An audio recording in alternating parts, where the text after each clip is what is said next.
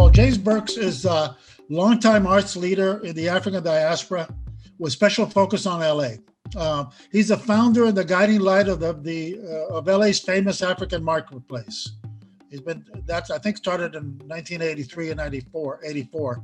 So it's been quite a while, and it's been just one of the really most important cultural programs of all kinds in LA in terms of gathering a significant amount of people all over the city for many, many years to address cultural issues.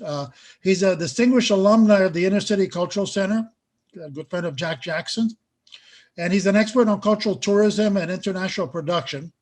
There's much more to say about James, including the fact that he's an installed chief in Ghana, but I'll stop there, and I want to welcome James Burks to the call. James, welcome. Thank you, Al, and I want to thank you and Elisa and Por Amor for offering this very unique opportunity for people to get information from many of us who've been to Cuba. You know, because now since I've retired from the city, it gives me a much more greater opportunity to concentrate on some of the things that you and I have been doing for the last 30 years. First of all, I want to say, you know, across the country, African Americans have settled narratives on how we as a people view the past and how we've been disrupted for more than 400 years in terms of leading many of us to question everything from how we should act as people and what value is placed on our cultural, social, and economic impact on the economy of the United States and the global African diaspora. Most importantly, on what we should look like in terms of how the media portrays us. Which voices have we privileged and which have we ignored? Do the people we venerate look like us? Do they speak for us? Have certain races, genders, or backgrounds been disproportionately represented, and have others been edged out? Like our speaker, Dr. Runoko Rashidi, many of us have traveled to Africa or the Caribbean or South America or the Pacific Rim or Asia and Europe, and brought to understand the discomfort of living in America and having our deepest values questioned. That history is being re-examined today. While this sensation is new to many in the United States, and recently many of the travel magazines just started highlighting African Americans that travel, it is very familiar to scholars like Dr. Runoko Rashidi, who's a compelling author, who, because of his race, does not travel as if he owned the world, and it owed him, but as someone who tend to see with clear eyes without hoisting his worldview onto the people he encounters. Dr. Runoko Rashidi is one of the heroes and scholars who, along with the writings of Dr. Alvin Van Sertima, influenced the work I did with the foundation and that gave rise to the development of the Los Angeles African Marketplace and Cultural Fair. Dr. Rashidi is an historian, a writer, public lecturer, with a pronounced interest in the African foundations of humanity and civilizations and the present current conditions of Black people throughout the global African community. Dr. Rashidi is particularly drawn to the African presence in Asia, South America, Australia, and islands of the Pacific. To date, he has lectured in more than 90 universities and has visited more than 100 countries. He is the author of African Classical Civilizations and the editor with Dr. Alvin Van Sertima of the African Presence in Early Asia, the most comprehensive volume on the subject yet published.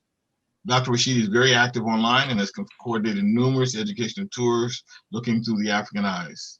I'm happy to say he's also a very good friend of mine. We're pleased to have Dr. Runoko Rashidi here today to speak with you about the African presence and heritage in Cuba. Dr. Rashidi. Well, thank you, James. Delighted to be here. You know, this pandemic has really been disastrous in many, many, many ways. But if not for this pandemic, I probably wouldn't know anything about Zoom or StreamYard or WebEx. And in a sense, it's opened up another door for me, another opportunity to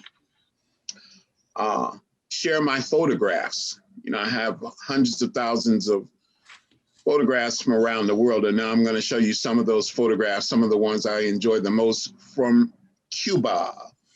So let's get started. Let's see if we can pull up these pictures. Yeah. Now, today's presentation is definitely going to look at Cuba from an African perspective, an African-American perspective. I figured I would always get to Cuba. I started traveling internationally in the 1980s. 1990s, I went to Egypt a lot. In the last 20 some years, I've been to 125 countries. I wanted to go to the countries first that I had been drawn to from a different kind of perspective of the African diaspora.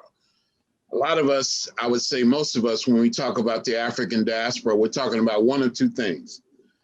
Either African people who were taken away from Africa as a result of enslavement, or recently arrived African people, because Africa has been so raped and robbed and pillaged that a lot of people leave Africa looking for what they perceive or what they hope is a better life. And of course, diplomats and businessmen and what have you. But I was drawn to a different kind of African diaspora originally. As a university student here in Southern California, Cal State University at Northridge, I was exposed to a book called The Destruction of Black Civilization by Chancellor Williams. And that was the first time I not only realized that we had a really ancient history before slavery and colonization, but that African people began to filter out of Africa before shackles and chains were put on their hands and feet. That was an epiphany for me. And so I knew that ultimately I would get to the end of that story, or at least the latter part of that story. There's an African proverb that goes, if you know the beginning well, the ending will not trouble you. So I knew that at a certain point in time, I would begin my travels to the Caribbean. And there are 3 places in the Caribbean that to me were the most important. I've subsequently been to quite a few islands in the Caribbean, but they were Haiti, Jamaica, and Cuba. And Cuba, at least from my perspective, was difficult because of all the travel restrictions that had been placed on it. So things started to open up for me in 2015. So 2016, 2017, and 2018, I was able to lead African-American tour groups to Cuba to see it for myself. And what I'm going to show you are the best, or at least I won't say the best, but the pictures I like the most. Look at this one, for example. This is a statue of Antonio Maceo. And this brother was very, very important in the struggle for independence. And this is in Santiago, Cuba. And this is probably my favorite part of Cuba. Unfortunately for my groups, we always had to fly into Havana. And so getting to Santiago on the other side of the island was a bit of a challenge, but it's worth it if you can go. And I realized that the itinerary that you have coming up for December, I mean, you can't do all of Cuba in one trip unless you're going to stay for a long time. So I hope this presentation and the tour that's coming up will whet your appetite and make you hungry for more. That's certainly what it did for me. Anyway, Antonio Maceo, General Antonio Maceo. And this is in a colossal new museum with this gigantic statue on top. And here's the man himself. This is a portrait in that museum. And I'm going to speak, as Adolfo pointed out, for about 30 minutes. And then, you know, according to the information we were given in the museum, he was shot a bunch of times. I shouldn't be laughing. It's funny because he survived almost all of them. I think he was shot over 20 times. He must have been what today we would call a really, really bad brother. And you can see all the red marks. I guess those were the bullet holes. And he survived all, obviously, but the last 1 or 2. And it's a close-up. And this is his revolver. It's still on display there. I'm pointing this out because Cuba has such a strong, such a profound African heritage. And it manifests itself in many different ways, in the dance, in the food, and the religion, but also the history itself, and obviously the people. Somebody should mute themselves. I hear nothing but a keyboard in the background. You got good hands, I must tell you. Good fingers. Anyway, this is Antonio Maceo. Marcus Garvey, who is one of my heroes, named one of his ships in the Black Star shipping line, Antonio Maceo. Got a bunch of them. I didn't know I had this many. And this is his mother. I love to talk about women. You know, I have so much respect for women because they've been left out of history. And African women, I just adore. And I think that African women, Black women particularly need to hear that from the voices of strong Black men. This is the mother, a statue of the mother of Antonio Maceo. This is in a cemetery in Santiago. And I was able to go to this twice. In fact, I think 3 times. And if I'm not mistaken, I could be wrong, but I believe Fidel is buried in the same cemetery. So this is Antonio Maceo's mom. And then, of course, there are some of the iconic figures in the Cuban Revolution. I've talked about Antonio Maceo in the independence struggle, but in the revolution itself, I guess beyond Fidel, the most iconic figure is Che Guevara. Everybody knows him. But another figure that you may not be as familiar with, but certainly is a gigantic figure in this struggle, is Camilo Cienfuegos. And he's another very, very powerful figure. No one person does everything. It does take a collective, even though some people may be at the forefront of that. And we certainly don't want to detract from their leadership. And here's another one. This is not in Cuba. This is in Ghana, West Africa. I have a group going myself, God willing, to Ghana in July. And he is one of the great founding father of modern Ghana, and that is Kwame Nkrumah, with Che on the other side. So Cuba has long had an impact internationally. And I'm going to spend some time, particularly at the end, talking about that. And you all really keep me on track in terms of the time. This is another hero. I don't even know who this is. This is, I think, my first group, maybe the second one, and we were in the center of Havana, which is a very historic city, you know, and I guess we could spend a lot of time just talking about the architecture of Havana and the automobiles that we see, almost like it's stuck in time. And in the background, you can see a statue of another freedom fighter. And then these are just some of the sisters and brothers that I met in Cuba.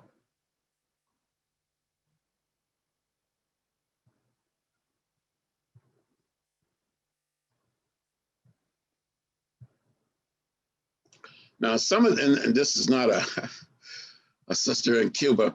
This is a sister who was one of my tour members, but she might as well have been. A lot of the folk that you see in Cuba, a lot of the African people look like they just got off the boat. And then there's, of course, yours truly. I think I must have had some good Cuban rum that day. This is all in Santiago. It's hot. And these are members, I think, now this was the middle group. This is a former sugar plantation, sugar cane. And of course, sugar cane was so important in the history of Cuba. And these two brothers, they worked at a place, at a former plantation in Matanzas province. And Matanzas province is important to us because this is where, apparently this was the most rebellious province. Couple things, let me say. When we talk about the African presence, we never want to start with enslavement. I think that's a part of the problem. Like, for example, when a lot of us talk about, well, we celebrate Black History Month. It's as though Black history didn't exist until 1619, until African people were captured and enslaved. It's as though our history was non-existent. So I never start there. But in this case, I'm making a point, and that is, even if we're going to talk about enslavement, which we must, I want to talk about resistance to enslavement. I don't want to minimize the suffering of my ancestors, but we did more than suffer. We fought back, and that resistance took many forms. And so Matanzas province has the history of being the most rebellious province in terms of enslaved Africans, and these brothers work at a former plantation, and I'll talk about that towards the end. Right now, I'm just introducing you to the Black presence in Cuba, the African presence in Cuba. It's really, really beautiful, distinguished looking African woman. And here, I think I went to buy some cigars. Cuba seems to be famous for 3 commodities, and I guess anybody that goes there is probably gonna purchase some, and that is rum and coffee and cigars or tobacco products. And this is an elder and a sister who just decided she had to be in the photo and jumped right in front of a cigar factory. These bring back a lot of memories. And there's Guantanamo. Guantanamo, I would say, is an African population center. Unfortunately, I think a lot of us, what we know about Guantanamo is the prison, but there's a history there, and I'll spend time with that too. And you can see this brother was having a really, really good time. We kicked it around for quite a while. And the art, I mean, Cuba is just a treasure trove of artists and artworks. I think Cuba is a wonderful place to visit. I mean, a wonderful place, friendly people. You're going to learn so much. And when I leave the United States, depending on where I go, but most places, I don't feel the apprehension and the anxiety that a Black man feels in the United States. You know, it's like a lot of stress is just lifted off me the moment I get on a plane and go somewhere else. And in Cuba, every time I've been there, I always felt safe. I always felt secure. No matter where I was, I never felt like I was going to be the victim of a drive-by, that I was going to be racially profiled by the police. I'm not saying that Cuba is a racial paradise for African people, but certainly racism there is not anything like the level that we have in Babylon, USA. And these are just art. This is in a museum I took my group to right outside of Havana. Look at these images.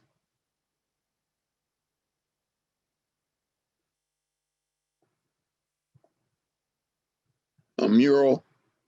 I had people, we were waiting to get a reading. You know, people were very, very big on that. And while we were waiting, I took this photograph in the lobby of the building we were in.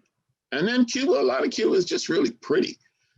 And not just the beaches, not just the waterfront, the ocean, but the interior as well. It's a beautiful island. So these just reflect that beauty. And obviously, a lot of water. It is an island. And I love flowers. You know, I love to give flowers to my lady friends.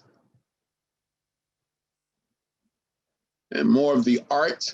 I attended, I think this was on the first tour in 2016. There was an African-centered art exhibit. So you had these bronze sculptures.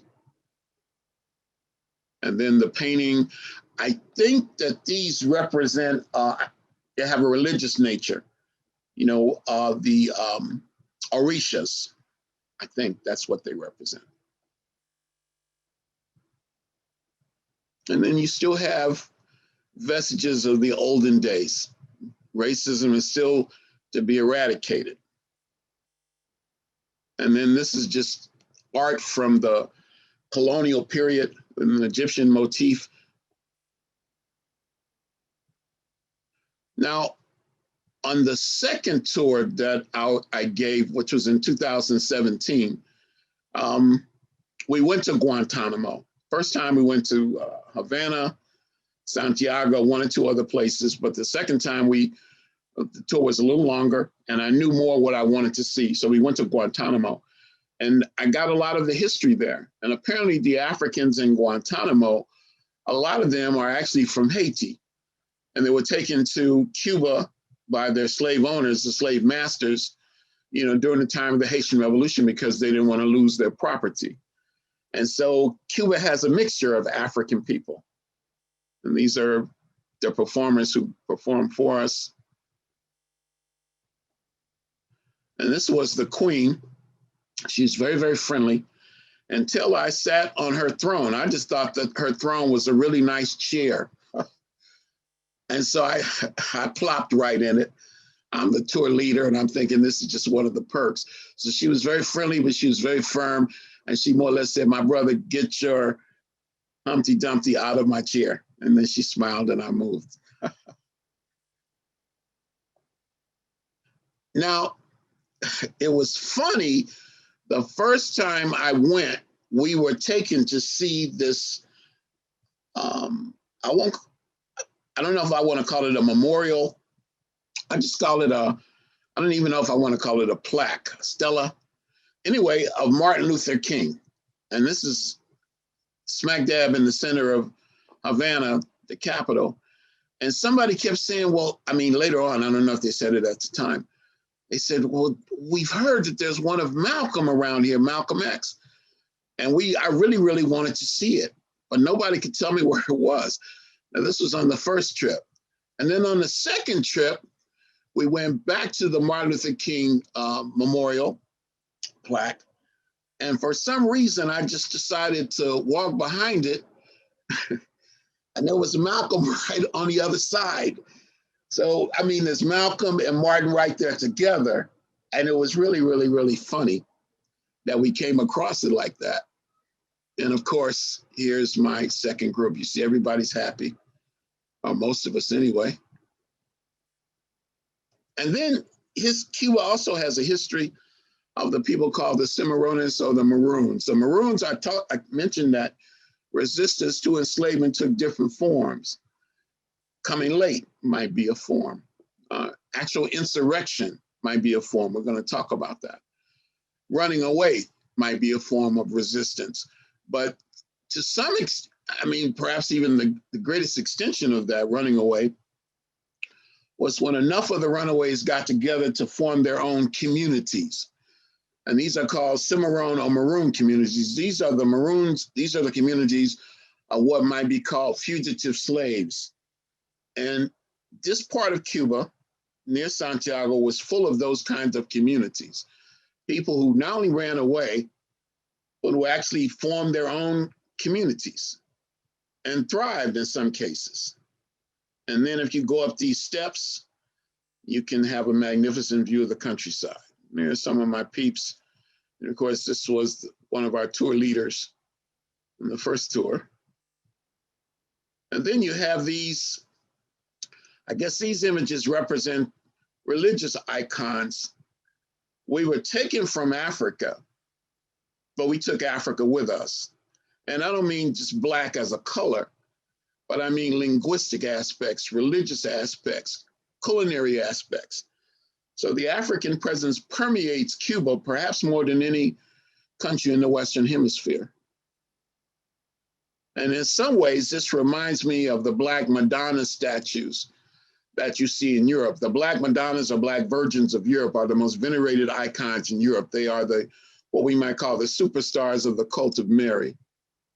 And then slavery days. And that's what these things remind us of. We are not able to sweep this under the rug like it never happened. We do not live in the past, but it's clear that the past lives in us. And it's just real. And we have to come to grips with it, the good, the bad, and the ugly. They cannot ignore these things. A lot of times people say, Runoko, you're great, but you need to stay in your lane. In other words, as long as Black people talk about things that people are comfortable with, and I would say people are comfortable with Black folk, as long as we are entertaining and we're sports figures, that's fine. But as you begin to speak out in terms of issues of social justice or injustice, et cetera, or the role of African people beyond slavery, you begin to make a lot of people comfortable. And my thing is, well, that's your problem, because I'm not going to stutter or stammer or whisper or apologize about the things that I have to say. I don't want to offend anybody, but we must be honest with each other. We must be real with each other. And so these are shackles and chains from that horrible experience. But as I pointed out, if you're going to talk about enslavement, and I'm going to finish up, if you're going to talk about enslavement, you also must talk about resistance to enslavement. And Cuba has maybe the most, in my opinion, the most impressive or inspiring monument to the spirit of those that fought against enslavement, perhaps any country in the Western Hemisphere, maybe any country in the world. The first, and I salute them for that. I may have my criticisms, but Cuba has made a tremendous contribution to human liberty, and that needs to be acknowledged. Now, the first time we just ran out of time. That was my 2016 tour. But 2017, I was determined to see it. In 2018, we went back. And this is in Matanzas province, which I guess would be considered in the center And here's this magnificent monument. In 1843, a rebellion was planned, and it was actually led by, or the major figure involved was an African woman known to history as Carlotta Lucami. I'm a strong Black man, and so I don't have a problem acknowledging strong women. In fact, I respect and admire strong women, because in many cases they've had to be strong, not because they necessarily wanted to, but our survival depended on it. And so I love a Harriet Tubman and so many other figures in history. Carlotta Lucami is like that. And she's the figure in the middle. I don't know if that's what she actually looked like. And I always pose underneath that. I like to think that this brother is protecting me. This is called, I think, the monument to rebel slaves. There she is with all her glory and a machete, no joke. And one more. And here's a group of men that I was with. And one more of Carlotta Lucami. Now, this was something that really, really impressed me. This is, the monument is on the land of a former plantation. I guess the Africans worked there. And so it seemed like a logical place to build this monument. In the 1970s, I think 74, 75, I remember I was a university student at that time, I'm old. Cuba sent a bunch of soldiers, freedom fighters, a military contingent to Central Africa, I believe Angola, Namibia, which was Southwest Africa at that time. I mean, tens of thousands of these, and a lot of them were African Cubans or Afro-Cubans. And these soldiers played a very important role in the independence of those Southern African countries. At that time, Southwest Africa was still a colony. Angola was still colonized by the Portuguese. But you had Africans in those countries who were determined to be free. And so Cuba, under Fidel, sent tens of thousands of soldiers there. All right, I knew that. What I didn't know until I got to this plantation is that the operation was called Operation Carlotta, after Carlotta Lucas. I was so moved by that. That was a big deal to me because it showed the historical recognition and it showed the sensitivity that Fidel Castro had. I'll never forget that. That was a big deal. And so you have a museum right there at the former plantation. And I believe that these are the names.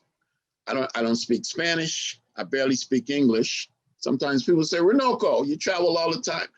How many foreign languages do you speak? And I say, I speak a little bit of English. Well, you know the joke. What do you call a person who speaks multiple languages? You're multilingual. And what do you call a person who speaks two languages? You're bilingual. And what do you call a person who only speaks one language? An American. And there's a lot to that. The United States is such a powerful country that I think the citizens of the United States all too often expect other people to adopt or adapt to us. So I don't know if these are the names of all the soldiers that were sent or the soldiers that died in battle. And then this is where the museum is. And you can see these images. It's a big complex. And you can see this man being beaten. And this is, I think, a young student's depiction of what she thinks Carlotta Lucami would have actually looked like. And this was the punishment tree. Ultimately, the plot that Carlotta led was revealed. Somebody snitched. And she was made an example of. She was drawn and quartered. Do you know what that means? That means that her legs and her arms were all tied with ropes, and each rope was tied to a horse, and the horses were made to run, and her body was pulled apart. This was designed to instill fear, and it was in this area where it was done. This is where the punishments on the plantation was meted out. And we did a powerful libation ceremony there where we call upon the spirit of our ancestors to be with us and guide us. And these are murals. This is the artwork. You can see the enslaved African women. We don't have to use much imagination to think about the indignities and humiliations and injustices that were meted out to our ancestors, particularly the Black women. And that's what these represent. Again, more punishment. This is just a little picture. I thought it was a big one. Sorry. But anyway, I can still use it to make a final point. And that is, whatever Cuba does, and again, any country is worthy of criticism. But another thing that they did, and I respect them for, and I'm always gonna defend them for this, they've protected our freedom fighter, Assata Shakur. They've given her sanctuary, even though there's a huge bounty on her head, even though Cuba would benefit, I'm sure, monetarily, and their relations with the Trump administration would have improved if they were willing to give this sister up. And they sheltered a lot of our freedom fighters from the 1970s. So that's a big plus. And finally, these images from a restaurant in Santiago. We always go there. They have wonderful fish, making me hungry. And you have this, it's an African-owned restaurant. And you have this artwork inside. And you have these statues of, I guess, enslaved Africans, these memories outside the restaurant. Again, the African proverb, if you know the beginning well, the ending will not trouble you. And this is what this art represents and the statues. And finally, this is the last one. I think I've done pretty well. I've been pretty economical with my time. This was from my last trip to Cuba. And this is outside my hotel window, or I'm inside and I'm looking out in Havana, watching the sunset in the Atlantic Ocean. So if you have a chance to go to Cuba, it's a wonderful travel destination. And it sounds like the people that I'm working with today are wonderful tour operators. You're gonna have some fun, but you're also gonna learn a lot. When I give tours, I tell people they're not vacations per se, although we are taking a holiday, but they are cultural heritage experiences. And sometimes we do things that a lot of tour groups don't do. And we are proud to take people off the beaten path. And anyway, if you go, you're not going to regret it. If you go, you're going to want to go again. I salute the people of Cuba. And if you have the opportunity to go there, it's something that you should not, don't ignore it. Go, pay your money, get on the plane, and go to Cuba. And once you go, send me some photographs. So having said all that, let me finish up my part of it and turn it back over to my host. Okay, thank you, Runoko. I mean, I think that was great. I mean, like you, I've been to Cuba many, many, many times. The first time when Al took me there, almost forced me to get there, and I've been back there on my own many, many times. I've taken large groups there, and like you, I've enjoyed Cienfuegos, Santiago, Matanzas. One time we rented a boat and we sailed and stopped in a number of islands in Cuba. But that was great. I think it gave people the impression of what we want them to do. And you're right, when you travel, particularly if you travel as an African descendant, it's an opportunity to enjoy the Santeria culture of Regla and enjoy the art. And the trip that's planned after is going to coincide with the Havana Biennale, which means that all the galleries and the studios and the art on the streets and then the forts are open. So it's an additional enjoyment. And the one thing I always like to say to people is that Cuba treats art the way it should be treated. It is an industry there, and they respect the industry there. Here in the United States, it's so different. You know, you have to try to force your vision on the culture here in the United States, and they see it only as a frill. But the good thing about Cuba, they appreciate it, and the Cuban artists are just remarkable. Al, do you want to handle now the questions and answers? You're muted. I can't hear. You're muted. Thank you, Runoko. That was really incredible. I wanted to add a couple of things to your talk. But one is that the sculptor who did all those major monuments is an Afro-Cuban sculptor.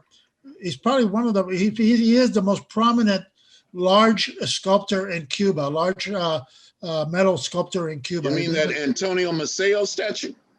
Not the Maceo, yeah, the Maceo statue. All of the ones Really? in San Diego, in Santiago. Wow. His name is Alberto Lescay, Lescay. You should look him up. He's just an amazing person. Mm-hmm. He's got his own foundation, art foundation in Santiago, and he's the guy who makes all of the major large monuments in Cuba. Okay. There's also another great artist, Afro-Cuban artist in Cuba, which we're going to go visit on this trip, which is, his name is Mendive, and he's another really major artist. In fact, we did an exhibit on Mendive at the California Afro-American Museum about 8 years ago. Yeah, definitely. He's amazing. I wanted to also add to Runoko, you probably don't know this, but in the last year and a half, the Chinese built a brand new train system in Cuba. There's Amtrak in Cuba now, believe it or not. They've got brand new trains, air-conditioned trains that you can get from Havana to Santiago in a much nicer way than riding a car or a bus. All right. Okay. So that's a new thing. And I also wanted to say a comment about safety in Cuba. You were saying, Runoko, people are very, very friendly and they, they don't hold any negative attitude about Americans as people. They love Americans. They don't like our government, but they're very. You don't walk around Havana thinking you're going to be in trouble because people hate you. So it's a really wonderful place to be. We have a few interesting questions. We'll start with Bars.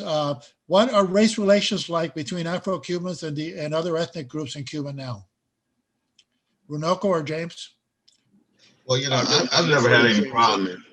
Yeah, I've never had any problems with that. In fact, that's one of the few countries in Havana, the few cities in Cienfuegos and Matanzas that I walked around until 3, going to bars and drinking till 3 or 4 o'clock in the morning, and walk back to the hotel.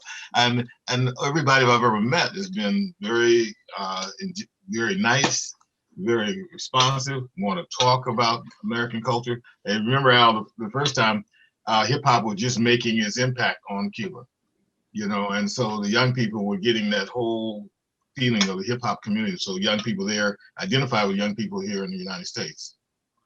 I was asked here to put Alyssa, can you put the link of the trip on the chat, so anybody who's interested in the trip can go on it. It's going to be 7 days in Havana and Matanzas.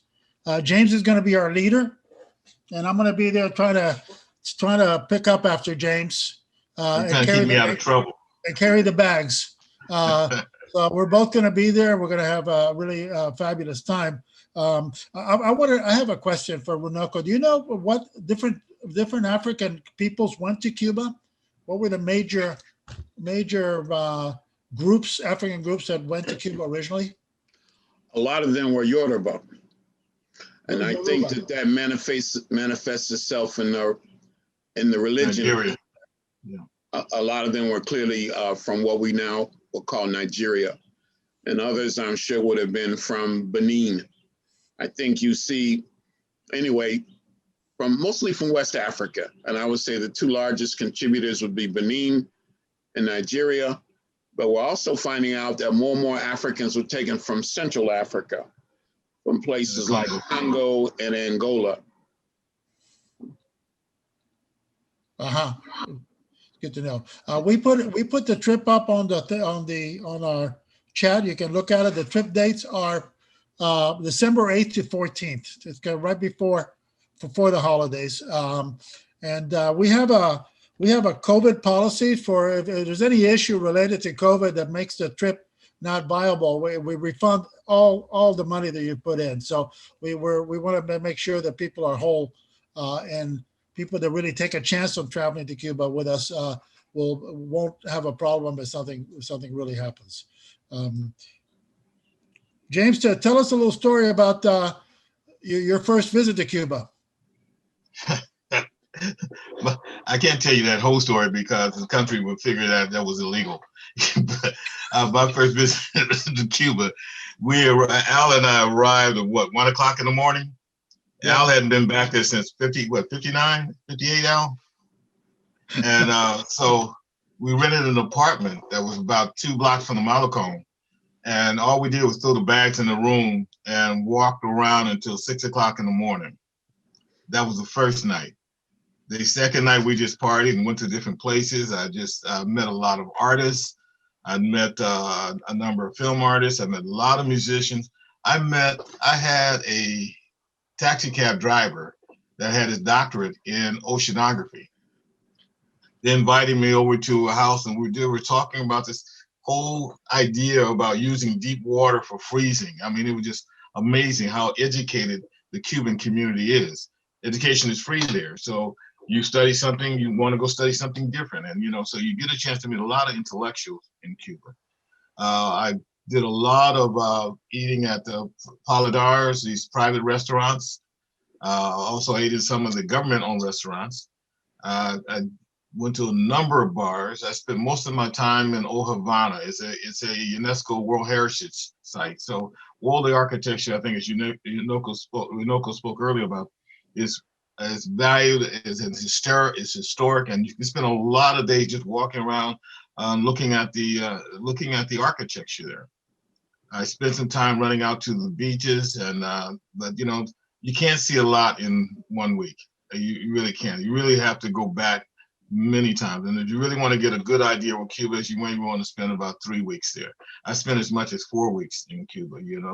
I met a lot of friends, so I had people that I can meet when I get back there. And like Runoko, I don't speak Spanish fluently, but after a while you're there, you get immersed in it, and you're able to communicate. The people are very patient, and they'll communicate with you. And that's the one thing I enjoyed most about there. I met Cristina and Figueroa, who handled a number of artists. I met several other artists, one who's no longer with us, unfortunately, and she's one of the great artists in Cuba. She passed shortly after I had been there. But those are my takeaways. I think I enjoyed probably most is when we were going there on one trip. There were 4 of us. We thought we were going to rent a 37-foot sailboat, and we were going to sail on the backside of Cuba. Cuba had, I think it was 1,200 islands. Al. Wow. Yeah, Cuba has about 1,200 islands. We did a lot of island jumping, and we ended up getting an 87-foot sailboat with a captain and a first mate. We had a ball. A little challenge getting out of the different harbors because you had to be checked by the harbor master and the Navy there. But we enjoyed it. I've enjoyed it, and I continue to go back because it's just one of those places that outside of Ghana, I would probably live in the world, because they're just so respectful of me. I'm respectful of them. I've spoken at conferences there, so it's been a great experience for me. And the people that have gone on the tours that I've arranged through Al's company, they have a real experience. It's not the beaten track kind of tourism kind of experience. We go and we talk to people who've been invited in their houses to where they practice Santeria. We've been invited to other places that normally tourists don't get a chance to see. So I wanted to add a couple of things. In our trip in December, we have a couple of really interesting visits. One is we do a visit to the homes of Afro-Cuban spiritual leaders.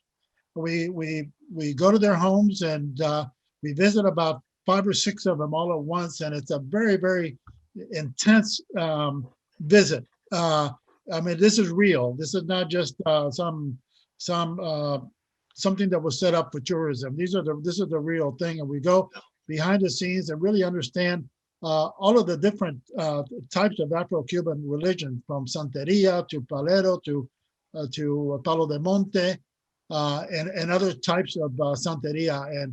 It's one of the best tours of Santeria that we've ever done. And we end up having lunch at something called Salvador's Alley.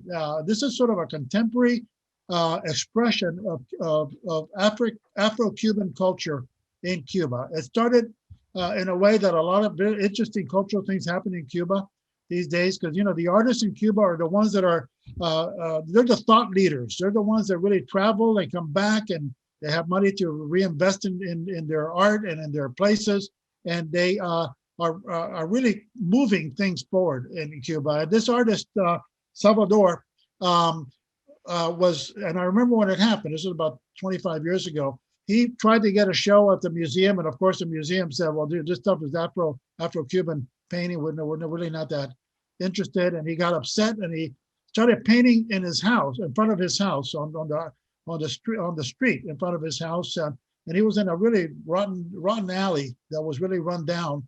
And slowly but surely, he painted the whole alley, and then a bunch of dance troupes started to perform there on Sundays. It's become it's like going to Venice Beach on Sunday. It's become one of the major places to experience Afro-Cuban culture in Havana. We're going to go to that, spend a lot of time, and really listen to Salvador and learn from him. So it's full of things like that. You may want to talk about that place like St. Elmo's Village also, with all of the ceramic tiles. Yeah, can you talk about that a little bit? I just don't remember the name of it. That's why I asked if you can talk to him a little about it. The Ceramics Museum? Yeah. You're talking about the Ceramics Museum? The whole house where the boat, yeah. The boat? Well, when you go in, the entire place is done out of ceramic tile. It's like watchtowers. Oh, yeah. That's another one. This is another expression of artists really making things different. It's called, I'll think about it in a second, but it's an artist that basically, his name is Fuster. Thank you, Olga.